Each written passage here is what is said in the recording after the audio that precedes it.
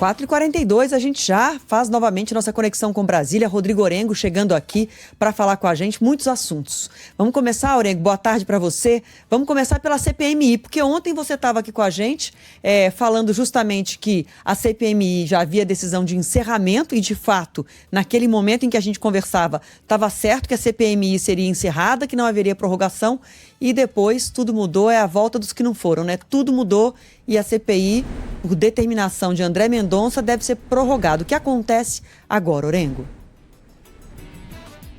Uma irritação muito grande, viu, Adriana? Boa tarde a você e a todos aqui no Congresso Nacional, principalmente do entorno de Davi Alcolumbre, porque na avaliação do comando da casa, essa é uma atribuição não do Supremo, mas da presidência do Congresso Nacional. É uma CPI mista, cabe ao presidente Davi Alcolumbre a atribuição de ler lá o requerimento para prorrogação dos trabalhos. E não tinha nenhuma intenção nesse momento de prorrogar esses trabalhos. A CPI realmente estava fadada lá à conclusão, realmente iria acabar até uma decisão do ministro André Mendonça, que é o relator do caso do desvio do INSS, e os parlamentares da CPMI foram até o ministro para tentar empurrar essa CPI mais para frente. Agora, o próprio ministro André Mendonça, ele joga esse assunto para o plenário, porque é uma decisão monocrática que precisa ser referendada pelos colegas. E isso já na quinta-feira.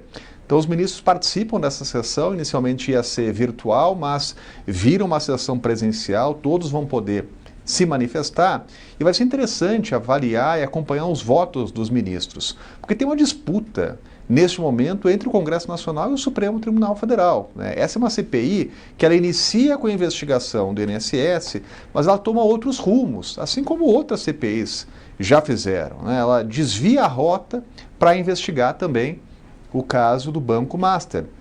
E a partir disso, temos sucessivas decisões do Supremo Tribunal Federal que, na avaliação do presidente da CPMI, o senador Carlos Viana, são atropelos em relação às atribuições da comissão. Por exemplo, retirar material colhido pela investigação daquela sala-cofre da CPMI.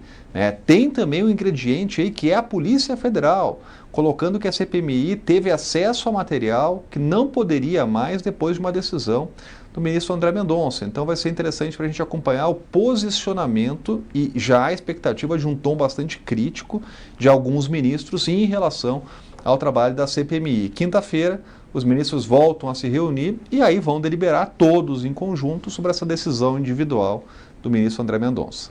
É importante a gente só destacar que há um cabo de guerra aí, o senador Davi Alcolumbre, presidente do Senado, dizendo que é uma interferência, considerando uma interferência da Justiça, mas a decisão do ministro André Mendonça vem a partir de um mandado de segurança da cúpula da CPMI. Então também tem um cabo de guerra entre a cúpula da CPMI, como a gente tem dito aqui todos os dias, que há uma disputa e uma divisão dentro do próprio Congresso, que o presidente e as outras grandes lideranças de partidos não têm interesse em ver isso avançando, o governo Lula também não tem interesse em ver essa CPMI avançando. Tem uma divisão e a cúpula da CPMI foi ao Supremo com esse mandado de segurança pedir para prorrogar. Então, a divisão o racha, o cabo de guerra é com o Supremo, mas também dentro ali do Congresso. Rapidamente, Orengo, vamos só falar um pouco mais sobre Bolsonaro. A gente já trouxe todas as informações da prisão domiciliar humanitária por 90 dias, concedida pelo ministro Alexandre de Moraes. Agora, essa semana está movimentada com esse noticiário, porque de alguma forma, teve ontem a desistência do Ratinho, que sinaliza aí para uma escolha de Caiado, Ronaldo Caiado, governador de Goiás. E, ao mesmo tempo, Bolsonaro voltando agora à casa, mas limitado por várias restrições, medidas cautelares, a não entrar na campanha do filho, Flávio Bolsonaro. Mas, de qualquer forma, Bolsonaro em casa, aquela arma que Flávio tinha de dizer a falta de humanidade, a perseguição de Alexandre de Moraes, de alguma forma, isso enfraquece, né?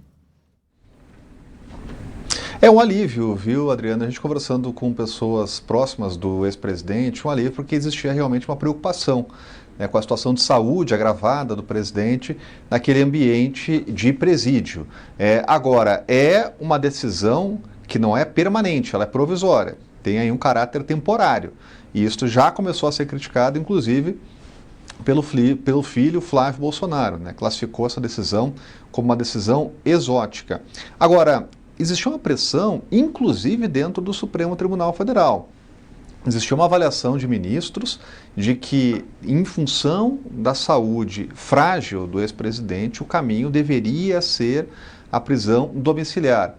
Isso foi corroborado pelo posicionamento da Procuradoria-Geral da República e teve movimento recente, né? A própria ex-primeira-dama, Michele Bolsonaro, esteve com Alexandre de Moraes, o governador de São Paulo, Tarcísio, esteve também com Alexandre de Moraes, numa outra agenda relativa a uma ação em relação à Sabesp, mas aproveitou a oportunidade para também entrar nesse coro pedindo, né, a prisão domiciliar. Então há um movimento, né, de pessoas indo até Alexandre de Moraes e até internamente dentro do Supremo entendendo que esse é o momento de liberar a prisão domiciliar para evitar um agravamento do estado de saúde do ex-presidente. Agora depende apenas da equipe médica do ex-presidente para a alta, que deve ocorrer até o fim dessa semana, aí sim, com a transferência para uma prisão domiciliar com uma série de regras. Por exemplo, não pode ter manifestação no entorno ali da casa do ex-presidente. Só para lembrar rapidamente que o filho, Flávio Bolsonaro, chegou a convocar a manifestação perto da casa do ex-presidente e isso acabou, inclusive, ensejando decisões do ministro Alexandre de Moraes. Então, a prisão domiciliar liberada, mas com uma série de restrições.